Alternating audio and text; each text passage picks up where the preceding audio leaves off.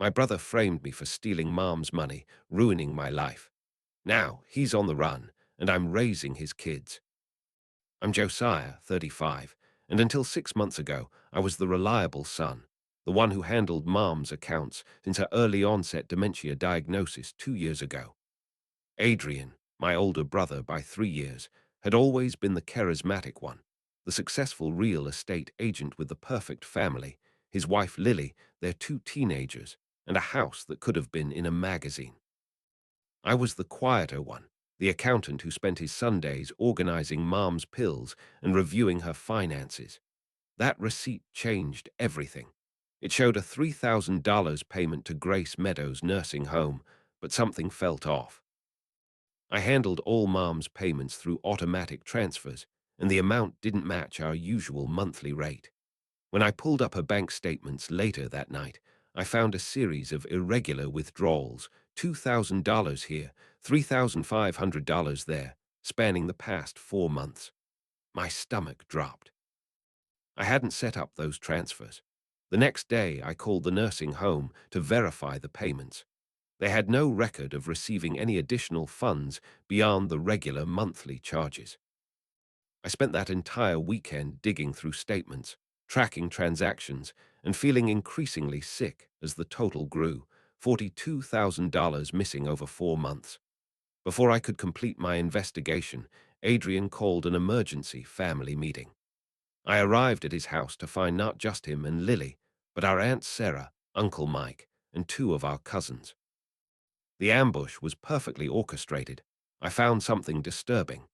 Adrian announced, his voice carrying that practiced real estate agent concern. He pulled out a stack of papers, bank statements, withdrawal slips, and what looked like forged signatures.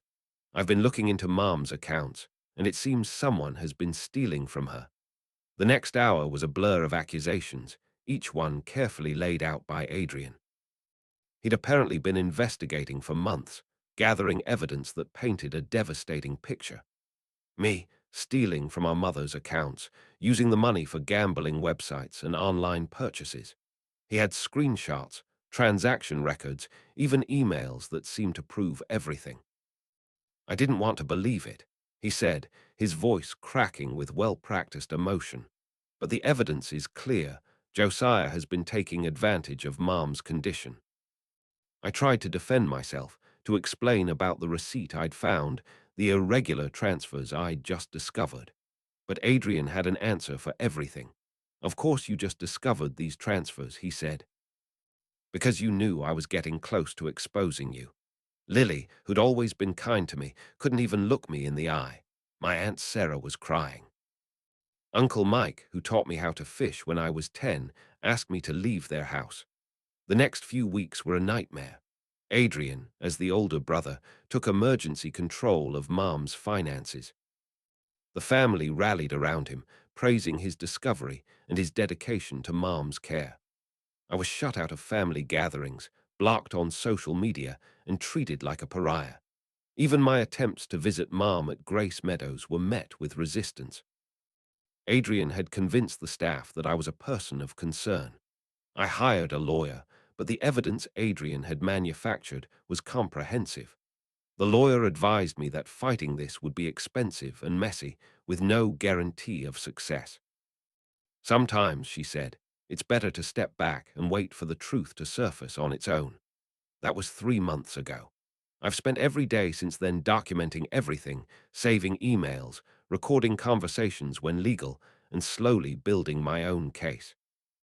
I know Adrian is behind this, I just can't prove it yet. But last week, I noticed something interesting. Adrian's perfect life is showing cracks. His luxury car disappeared from his driveway, replaced by a modest sedan. Lily's Facebook posts about their summer vacation plans quietly vanished. And yesterday, I overheard his son Miles at the grocery store, arguing with him about having to switch schools. I may have lost this battle, but I'm starting to see the bigger picture. Adrian's perfect life seems to be built on quicksand, and I've got nothing but time to watch it sink. The truth has a way of surfacing, usually when people least expect it, and I've learned to be very, very patient. For now, I'm the family pariah, the thief who stole from his own mother. But something tells me this story is far from over. Adrian may have won the family's trust with his performance, but he forgot one crucial detail. As an accountant, following money trails is literally what I do for a living, and I've just started digging. Update. It's amazing how much you can learn about someone from their garbage. I wasn't planning to go through Adrian's trash. I'm not that kind of person. But when Aurora noticed him dumping 3 full bags into the neighbor's bin at 2 a.m. on a Tuesday, well, sometimes life gives you weird opportunities. Quick update for those following. I'm Josiah, the guy whose brother Adrian framed for stealing $42,000 from our mom's nursing home account. It's been 6 months since I was branded but things have changed. A lot. Remember how I mentioned Aurora, my girlfriend who works as a financial investigator? She's become invested in clearing my name. Maybe too invested. This isn't just about money. She said one night, spreading papers across our dining table, "Your brother's tells our textbook. The late-night activities, the defensive behavior, the elaborate cover-ups, classic signs of addiction." I didn't want to believe it at first. Adrian had always been the successful one, the guy who had everything figured out. But the evidence was piling up. Those garbage bags he dumped, full of betting slips and loan statements from 3 different payday lenders. The missing luxury car wasn't sold, it was repossessed. And those weird emails he used to frame me. Aurora traced them back to a public library computer used during hours when Adrian claimed to be showing houses. The real breakthrough came from an unexpected source. Miles, Adrian's 15-year-old son. He messaged me on Instagram one evening. "Uncle Joe, can we talk? Dad's acting weird and Mom won't listen. We met at a coffee shop near his school." Miles looked smaller than I remembered, hunched over his hot chocolate. "Dad's been sleeping in his office," he said, stirring the whipped cream anxiously. "Says he's working late, but I heard Mom crying about missed mortgage payments. And last week, I found this in his jacket." He slid his phone across the table. The screen showed a photo of a bookmaker's ledger with dates and numbers that made my stomach turn. The amounts matched perfectly with the missing money from Mom's account. Aurora and I spent the next month building a case. We tracked Adrian's movements, documented his gambling patterns, and most importantly, found proof that he'd fabricated the evidence against me. The hardest part was watching his life unravel while we gathered evidence. His real estate listings disappeared. His perfect lawn grew wild. Lily started working extra shifts at the elementary school. Then came the day Adrian lost his job.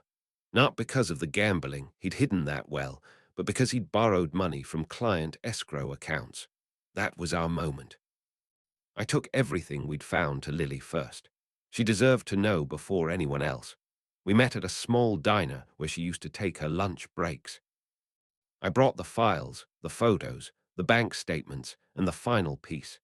Security footage from the library showing Adrian creating the fake emails he'd used to frame me. I knew something was wrong. She whispered, her hands shaking as she looked through the evidence. But he always had explanations. Always. She looked up at me, her eyes red. "The house is in foreclosure, Josiah. We have to be out by the end of the month." The kids, they don't know yet. I expected her to be angry, to deny everything. Instead, she just seemed tired. "You know what the worst part is," she said. "Last week, he told the kids their college funds were safe, but they're gone, aren't they?" I nodded. Those accounts had been emptied months ago. The family meeting this time was different. No ambush, no dramatic accusation, just truth, laid out in clean, clear evidence. Adrian wasn't there. He was trying to secure another loan across town. Aunt Sarah cried again, but for different reasons. Uncle Mike couldn't stop apologizing to me. When Adrian finally came home that night, Lily was waiting with divorce papers and a police report about the stolen client funds. I watched from my car as he walked into his house for the last time. 20 minutes later, he came out with a duffel bag and drove away in his now repossessed sedan. That should have been the end of it. Justice served, name cleared, family relationships on the mend. But life's messier than that. Yesterday, Miles and his sister showed up at my apartment. Their faces were streaked with tears. Mom's working double shifts, Miles said. We barely see her. And Dad, he's living in his car now. He keeps texting us about how sorry he is, how he'll make it right. He looked at me with eyes too old for his age. Can we stay here for a while, just until Mom figures things out? I let them in, of course. What else could I do? Their family. As I watched them settle into my spare room, Aurora squeezed my hand. You know this changes everything, right? She was right. This isn't about clearing my name anymore. It's about picking up the pieces of a family shattered by addiction. And somehow I've become the one they're all looking to for stability. Final update. Life has a twisted sense of humor. A year ago, I was the family pariah, branded as the son who stole from his mother. Now I'm sitting at my kitchen table, helping Miles with his calculus homework, while his sister practices piano in the living room, Aurora's making dinner, and Lily should be home from her teaching job soon. It's not the family I expected to have, but sometimes the best things in life come from the worst situation. But I'm getting ahead of myself. Let me catch you up on the past year. After Adrian moved into his car, things got messy. He started showing up at random places. Miles's baseball games, the nursing home, even my office once. Security had to escort him out when he started yelling about how I'd stolen his family. The irony wasn't lost on anyone. Then came the anonymous emails to my employer, suggesting I was embezzling from clients, easy to disprove, but still disruptive. When that didn't work, he tried spreading rumors that Aurora and Lily had been having an affair, which was why everything fell apart. Nobody believed him. He'd lost all credibility by then, but it showed how desperate he'd become. The turning point came 3 months ago. I was reviewing Mom's old bank statements, making sure we hadn't missed anything, when I noticed something odd. Before Adrian's gambling came to light, he'd set up a series of small corporations, standard practice for real estate agents, but these were different. Aurora helped me trace them. And what we found, well, let's just say gambling wasn't his only vice. He'd been running a sophisticated money laundering operation through his real estate business for years. The gambling addiction was real, but it was also a convenient cover for something much bigger. Those client escrow accounts he'd borrowed from, that money wasn't lost at casinos. It was being cleaned for some very dangerous people. I sat on this information for a week, weighing my options. The old me would have gone straight to the authorities, but now I had Miles and his sister to think about. Their lives had been disrupted enough. That's when Adrian made his biggest mistake. He showed up at Mom's nursing home, drunk and angry, demanding to see her. When the staff refused, he tried to force his way in. The security footage showed him shoving a nurse who tried to stop him. Mom saw the whole thing from her window. She had one of her rare lucid moments and asked me later, why is Adrian so angry? What happened to my sweet boy? Something in me snapped. Not in a violent way, but in that calm, crystal clear way when you know exactly what needs to be done. I compiled everything. The money laundering evidence, the connections to his business partners, the footage from the nursing home incident, and sent it to 3 places. His remaining gambling contacts, the FBI's Financial Crimes Division, and most importantly, the people he'd been laundering money for. The results were exactly what I expected. His criminal associates weren't happy to learn he'd been skimming from their laundered funds to feed his gambling habit. The FBI was very interested in the paper trail, and those dangerous people. They were suddenly very eager to have a conversation with Adrian about his financial management skills. Within 48 hours, Adrian disappeared. Not permanently.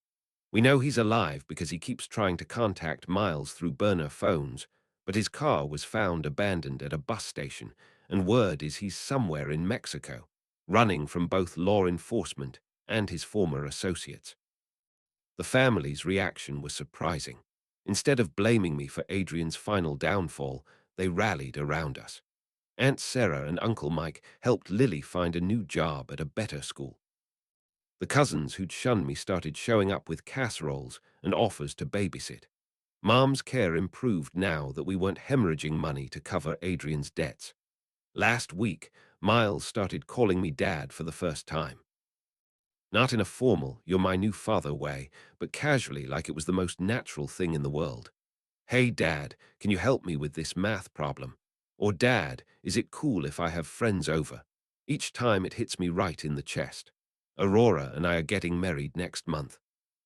Lily's going to be her maid of honor, which would have seemed impossible a year ago. The kids are excited about having a stepmom who knows how to track financial criminals like a superhero, as Miles's sister puts it. Yesterday, we received a postcard from somewhere in Cancun. No return address, but I recognized Adrian's handwriting. All it said was, "You didn't just take my family, you destroyed my life. Hope you're happy." I showed it to Lily and Aurora. We all agreed it's going into the file with everything else, just in case. The funny thing is, I don't feel happy about Adrian's downfall. I feel relieved. Relieved that Mom is safe, that the kids are healing, that Lily can sleep at night without worrying about debt collectors. Sometimes the best revenge isn't about destroying someone's life. It's about building something better from the ruins they left behind.